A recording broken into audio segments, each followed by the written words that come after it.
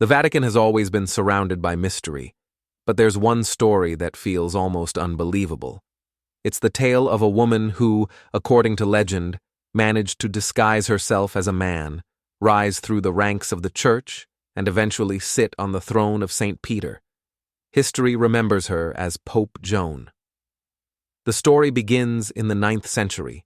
A young woman, brilliant and determined, dressed herself as a boy so she could study in places where women were never allowed. She went to Athens, mastered theology, philosophy, and the classics, and then made her way to Rome. Her intelligence and charm impressed everyone around her, and before long she climbed higher and higher within the Church, known only as John Anglicus. In time, her reputation grew so powerful that she achieved something that seemed impossible. She was chosen as Pope. Imagine it. The supreme leader of the Catholic world, a position considered sacred and untouchable, held by someone carrying the greatest secret of all. For years, she maintained her disguise and continued to lead with authority. But then, as the legend tells it, everything changed one day during a papal procession through the streets of Rome, a grand procession through the streets of Rome. Disaster struck. Crowds lined the narrow roads, banners flew overhead, and bells rang out to celebrate the Pope's presence.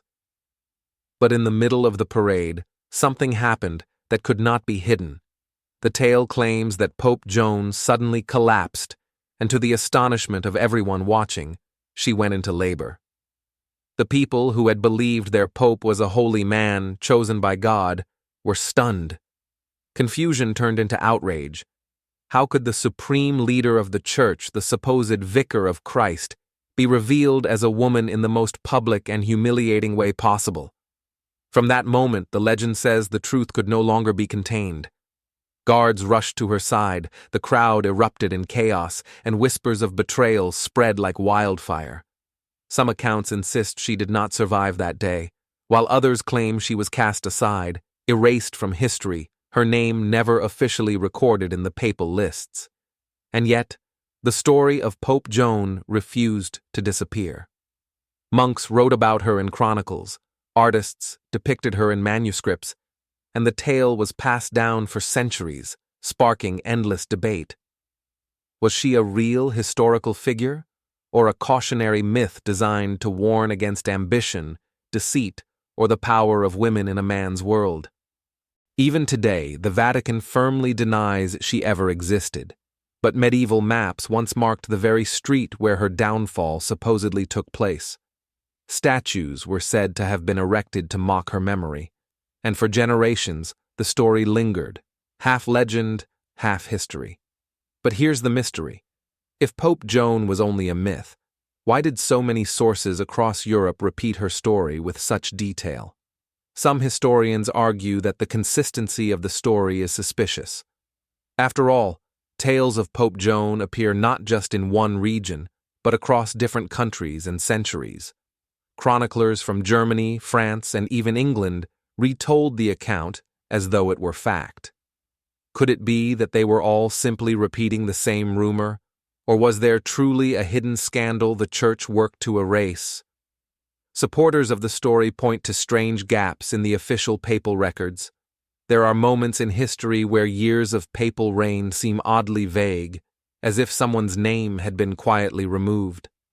In addition, there were medieval rituals that, according to legend, may have been created in direct response to Joan's deception, ceremonies where future popes had to be physically checked to ensure they were indeed men before being crowned. Whether true or not, such stories added fuel to the belief that something had once gone terribly wrong inside the Vatican. On the other hand, skeptics argue that the legend of Pope Joan may have been born from satire, rumor, or political propaganda. The medieval Church was a target of criticism from many sides, and what better way to mock its authority than to claim it had been fooled by a woman in disguise? The tale might have survived simply because it was too captivating to let go, a piece of medieval folklore that blended scandal with morality. And yet, the fascination with Pope Joan refuses to fade. Books, plays, and even modern films continue to reimagine her story. Some view her as a symbol of intelligence and determination, a woman who dared to break through the strictest barriers of her age. Others see her as nothing more than a legend, a myth that reveals more about medieval fears than about reality. Still, one question lingers. If Pope Joan never existed, why does her story feel so real, so detailed, so persistent, that it continues to spark debate over 1,000 years later? As centuries passed, the story of Pope Joan became more than just a whispered scandal. It seeped into culture and art, shaping how people imagined the Church and its vulnerabilities. Medieval manuscripts depicted her image, often disguised in papal robes, while woodcuts and carvings echoed the tale of the mysterious female pontiff.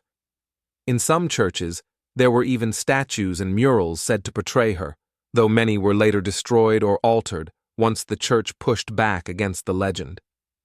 By the Renaissance, Pope Joan had become a subject of heated debate. Scholars pored over ancient chronicles, arguing about whether she was a real figure or an elaborate myth. Some writers defended the story, claiming they had evidence of her existence, while others dismissed it as a fabrication created by enemies of the papacy. The arguments grew so intense that in certain Catholic circles, even mentioning Pope Joan's name was considered dangerous. Outside the walls of the Vatican, however, her story took on a life of its own. For ordinary people, it was both shocking and fascinating to imagine that the most sacred office in Christendom could have been deceived. For critics of the Church, the tale was a weapon, a way to highlight hypocrisy or the flaws of an institution that claimed to be infallible. And for many women, even centuries later, Pope Joan became an unlikely symbol of ambition and intelligence, someone who defied the limitations of her time, even if only in legend. The persistence of her story also raises another question. Why did so many writers across different cultures keep returning to her tale? Perhaps it wasn't just about whether Pope Joan was real or not, but about what she represented. A woman who could outwit an entire system designed to exclude her. A leader whose very existence challenged the idea of who could hold power. And that's why, even today, the name Pope Joan continues to echo in books, documentaries, and debates. Some see her as a historical mystery waiting to be solved, while others embrace her as a symbol of resistance and courage. Yet behind all of this remains the unanswered question that has haunted historians for generations. Was Pope Joan truly real, or is she the most enduring legend the medieval world ever created? But the story doesn't end there, because even in modern times, curious discoveries and strange traditions keep reopening the debate, direct response to Joan's supposed reign. One of the most curious examples is the so-called chair test. According to some accounts, future popes had to sit on a special chair with an opening in the seat. A trusted official would then confirm the pope's gender before the coronation could continue. Whether this ritual truly existed or not, the story alone fed into the belief that the Church had once been deceived and had taken measures to ensure it would never happen again. Even in modern times, traces of the legend refuse to vanish. Tourists in Rome once pointed to a particular street, called the Via Sacra, as the site where Joan was said to have been exposed. For generations, locals repeated the tale as if it were a hidden truth buried in the city's very stones. Some 16th century writers even described statues or inscriptions that hinted at her story, though many of these artifacts were later removed or destroyed.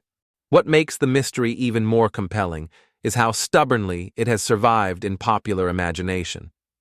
Every so often, new books, research papers, or documentaries reignite the debate. Scholars try to untangle fact from fiction, but no definitive proof has ever surfaced either way. This uncertainty keeps the legend alive, hovering in that strange space between myth and history. And perhaps that's the real power of Pope Joan's story. It is not only about whether she truly lived, but about what her tale represents. A hidden figure who, if real, challenged the most rigid system of her time. A myth that, if false, reveals the fears and fascinations of the medieval world.